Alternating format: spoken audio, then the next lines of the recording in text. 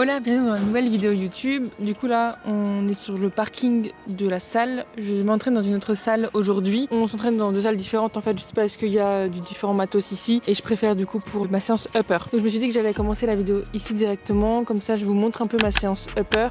Et je peux vous donner quelques conseils aussi sur cette séance-là. Parce que je vois pas mal d'erreurs. Surtout sur...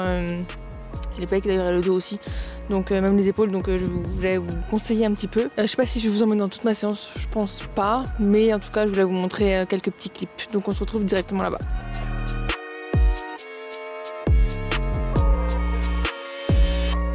Bon, il y a meilleur comme cadrage mais ça va encore. Ma séance elle va se diviser comme ça, sachant qu'elle a un peu changé parce que en fait je faisais beaucoup d'exos sur la Smith avant.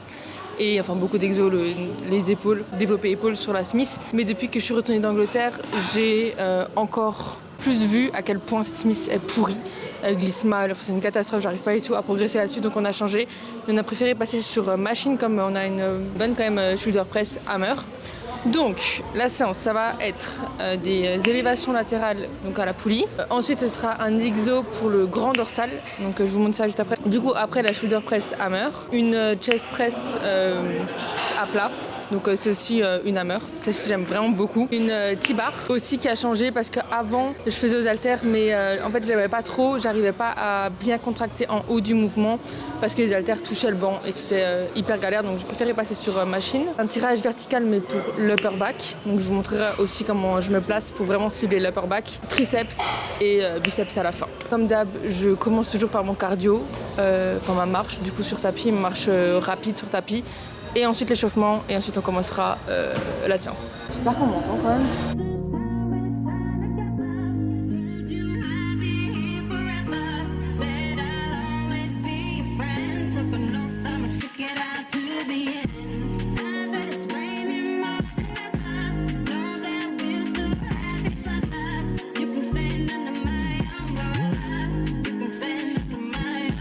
Ce que j'ai oublié de vous dire, c'est que je suis en dévolume.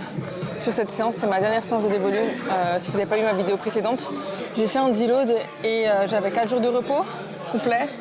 Et du coup, 2 séances en dévolume, et c'est ma deuxième séance en dévolume. Donc, je fais pas toutes les séries comme habituellement. J'enlève une série et je vais pas aller échec. Je me laisse quelques arrières, quelques reps en réserve pour profiter, pour reposer les nerfs. Soit dit en passant, je suis extrêmement bien reposée. Ça fait trop du bien ce deload. J'ai vraiment hâte de reprendre les vrais entraînements du coup. Pour cet exo, on vient cibler grand dorsal. On va dire que la majorité des erreurs que j'ai sur cet exercice-là, c'est que quand tu viens étirer ton dos, tu viens lever en même temps ton épaule. Là, ton épaule, il faut toujours qu'elle soit très très basse. Donc garde toujours ton épaule basse.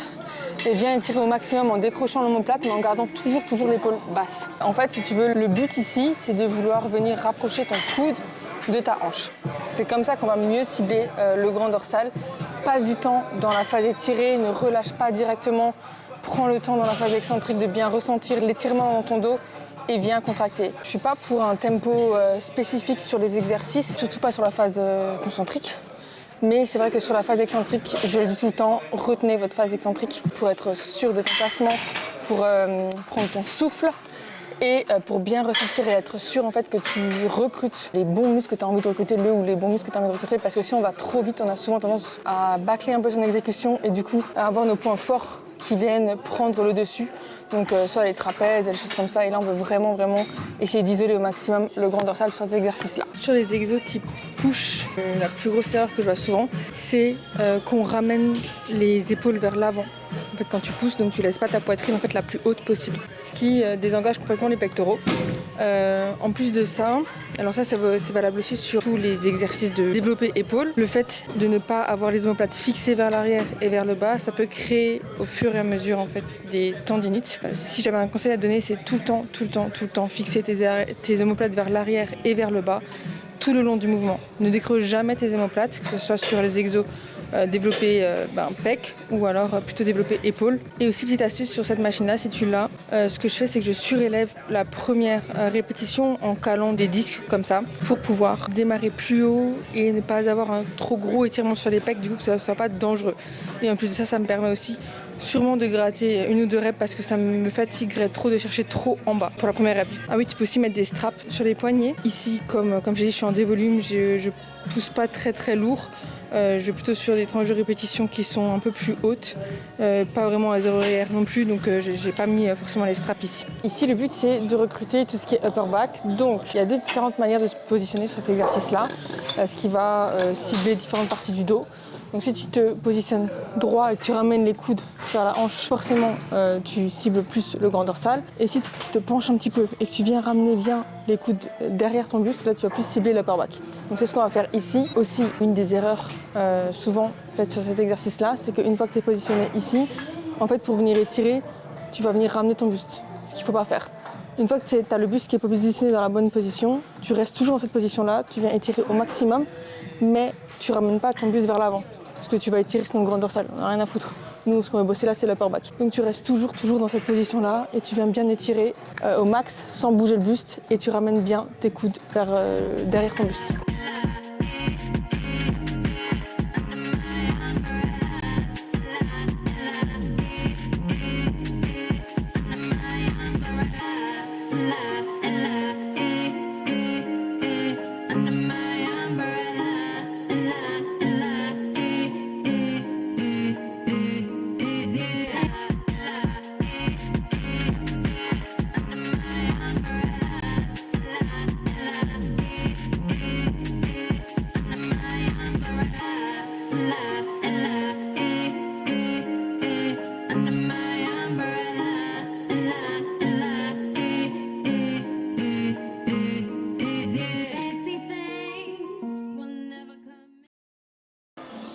Je viens juste de finir d'écouter le retour de ma coach. Comme on est jeudi, c'était le jour de bilan. Et elle est hyper satisfaite, donc je suis trop contente, forcément. 3 semaines avant la mini-cut, aussi super contente de ça et j'ai trop hâte de ça. Ce qui est revenu dans le retour, c'est que mes fessiers ont explosé ces derniers mois. Et c'est vrai. Après, c'est vrai que c'est un point fort chez moi. Génétique, je prends facilement du fessier. Si je fais pas attention à mes exécutions sur les jambes, vous pouvez être sûr que mes fessiers vont prendre le relais. Mais je vous mets un avant-après. Donc, la première photo, c'est quand j'ai commencé du coup la reverse diet. Donc, le fait de réaugmenter mes calories après avoir fait une phase de sèche. Pour commencer la PDM du coup suffisamment lean. Et la dernière photo c'était hier en fait quand j'ai fait mes photos bilan pour aujourd'hui du coup pour ma coach et j'étais choquée quand j'ai mis à côté. Mais c'est vrai que du coup ça fait plaisir parce que c'est un des critères pour la catégorie bikini, c'est d'avoir un fessier volumineux quand même plus que les jambes et des épaules bien rondes qui aussi elles ont vraiment bien pris ces derniers mois. Donc je suis franchement extrêmement satisfaite de ça. J'ai trop hâte aussi de voir. Parce que c'est vrai qu'il y a un truc qu'on dit pas assez, c'est qu'en prise de masse avec la prise de gras qu'on prend forcément, j'ai pris 7 kilos entre les 2 photos, on se voit moins musclé. Comment dire? Non, c'est pas qu'on se voit moins musclé, c'est on voit moins la masse musculaire qu'on est en train de mettre sur notre physique. Ça se voit moins parce que c'est moins mis en valeur. Donc j'ai hâte de voir aussi avec la mini-cut un peu plus ce que j'ai construit pendant ces derniers mois, même si je me rends bien compte que j'ai pris du muscle, mais extrêmement satisfaite de ça. Elle est extrêmement satisfaite aussi du physique actuel. Donc je bosse encore mes poses et mes transitions, elles ne sont pas encore parfaites parce que je viens à peine de commencer à apprendre le posing bikini. Elles ne sont pas parfaites encore, mais ça vient. Un des points aussi noirs que j'avais pendant longtemps, c'est que j'avais du mal à ouvrir mon dos. Ce qui est maintenant ok, j'arrive à ouvrir mon dos, donc forcément mon physique rend mieux aussi parce que j'ai un physique plus en V quand je pose, donc ce qui me met plus en valeur et ce qui rend une taille plus fine, même si elle va s'affiner évidemment avec quand on va perdre du gras. J'attends Florent du coup parce que j'ai fait un dévolume, du coup ma séance était assez rapide entre guillemets. J'ai fini vers 15h, un truc comme ça, donc bon, elle a quand même duré 2 heures parce que j'ai pris le temps de filmer aussi tout ça. Et ensuite je vais manger mon post-workout ici comme d'hab, crème de riz, goût caramel salé, chocolat, comme d'hab, avec des framboises.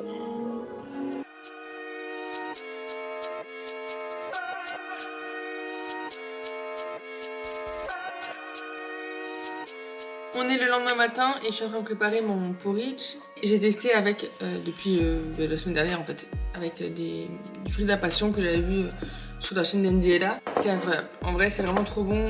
Donc je fais toujours mon porridge majoritairement en fait, soit vanille, soit chocolat. Et c'est magnifique avec ça. Après avec des framboises ça va très bien aussi. Hein. Mais c'est vrai que j'aime bien changer, du coup je fais framboise ou ça, de temps en temps. Ah oui, je vous ai pas dit, ici j'ai acheté ça. Donc j'en prenais, j'ai déjà pris du collagène mais rarement, j'ai jamais vraiment tenu. Et là, j'aimerais en prendre, en commencer majoritairement pour mes cheveux, même si ça aussi... alors, on sait pas trop en fait si ça a vraiment des très bons effets pour les articulations. En tout cas, c'est possible, hein, donc dans le doute, voilà, tant mieux si ça me fait encore des bons effets pour les... Enfin, si c'est bien pour mes articulations. Mais pour tout ce qui est cheveux, ongles, peau, c'est pas mal aussi. Et les cheveux parce que j'ai envie d'avoir des longs cheveux pour la catégorie bikini. Donc bon, bah, il y a encore du boulot hein, pour les faire pousser. Donc voilà, je vais mettre toutes les chances de mon côté. J'ai goûté hier soir déjà. C'est dégueulasse. Non mais vraiment c'est absolument dégueulasse. J'ai pris goût neutre. Donc je vais le tester dans le café aujourd'hui. Et on verra si ça passe mieux parce que c'est infect. Je préfère vous le dire. C'est vraiment pas bon le collagène, mais en tout cas à boire comme ça, juste avec de l'eau. Donc je vais le tester ce matin dans du café et on va voir si c'est le meilleur.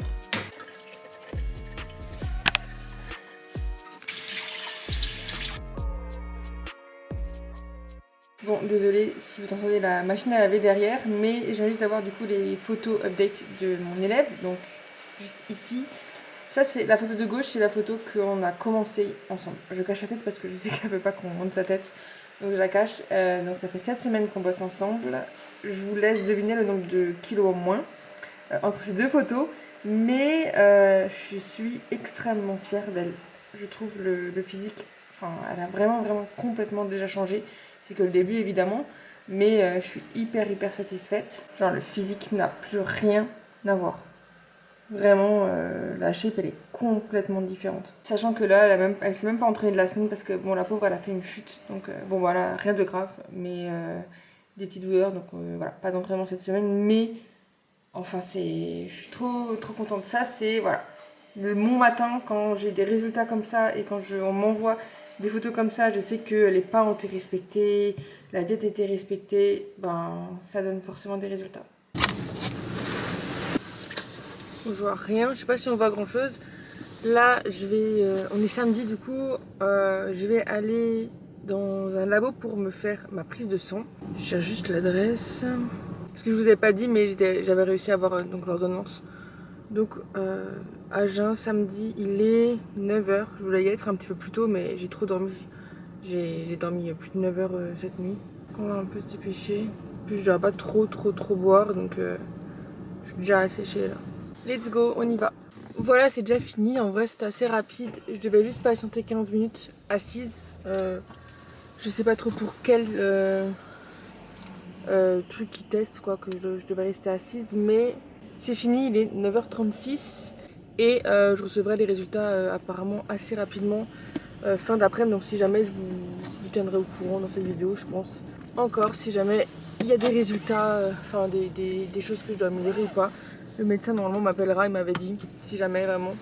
Donc voilà, je tiens au courant. Bon, on est lundi, je termine cette vidéo exactement comme la fois dernière avec du coup mon téléphone, pour sa qualité est un peu moins bonne.